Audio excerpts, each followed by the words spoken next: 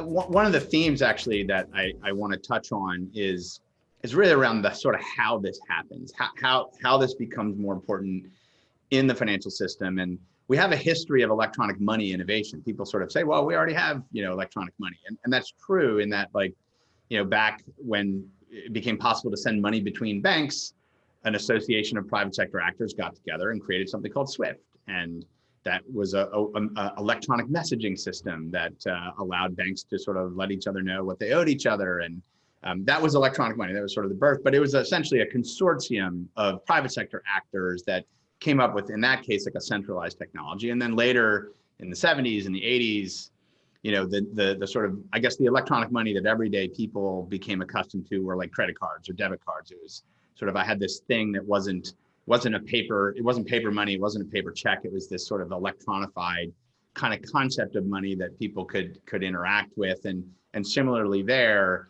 you had essentially private sector actors coming together, forming associations and consortiums, defining technical standards for interoperability to kind of make it work. And the U.S. government didn't need to come in and build that, right? That was something that the private sector could do. And those models sort of have kind of gotten us these innovations in electronic money. And now we're the next logical place, which is internet dollars and internet currency. And is the private sector going to play a similar role? Basically, is the answer here, to really see this at scale? Do we need these consortium models and associations and sort of self-regulatory frameworks that sort of work within the broader mandate of the financial system regulations? Well, look. So that's the inflection point that we're at right now, right? Is this the kind of thing that should be built by the government, or should we follow history and let the United States do what the United States does best, which is harness its strong, market-oriented, incentivized private sector to build something cool that everybody actually wants? What I would say is, I think that one way of thinking about where this all goes is the idea that there are public goods that don't necessarily have to be delivered by the government, right? So there's such a thing as public ownership that is different from government ownership. And blockchain is the classic example of that. So, imagine a world where you started in American history with one central authority in finance, which was the first bank of the United States. Mm-hmm. And that was the dominant central force in finance. Then decentralization was achieved in the 1860s when this agency that I work at was founded. Decentralization in the sense of, we decided not to have one bank of the United States. We decided to have a network of privately owned national banks all across the country that would operate and interact with each other in a certain way.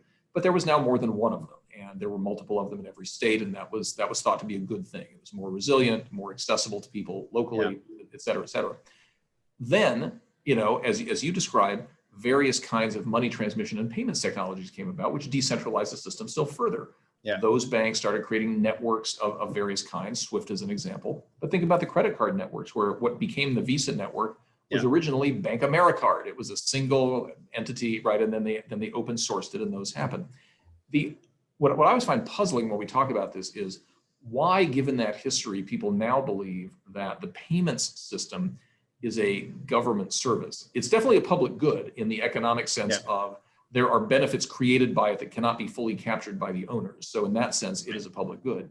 But why do we think it has to be owned by the government when none of the things we've just described were ever owned by the government? My personal view is the ultimate public ownership of the payment rails is when you have a network like the internet of interconnected institutions and computers that are maintaining ledgers and allowing direct person-to-person transactions. So as you said at the beginning, the internet's the classic example of that. And so I think we're way down the path of decentralization. I think we're now maybe close to the point where we will achieve ultimate decentralization. Yeah. But we've been on this journey for 200 years. Yeah, and this is parallelized in a lot of industries, right? This is sort of the financial industries has a history of this, and it's going further in some respects. And public blockchains are by definition public goods. They exist for the whole world, and not just for moving money, for all kinds of interesting proofs of ownership and record keeping and zillions of other applications, right? And yet public doesn't mean government, right? It's something that can spontaneously spring up in a market. Right. And it is public in that the intellectual property is open and accessible to anyone. It's open source. People can freely contribute. The standards and the communities around them, people can gather to build those. So we've certainly seen that work in many spheres. And it does feel like with public chains and things like stablecoins, we're starting to see that happening in a nascent way in the financial system here.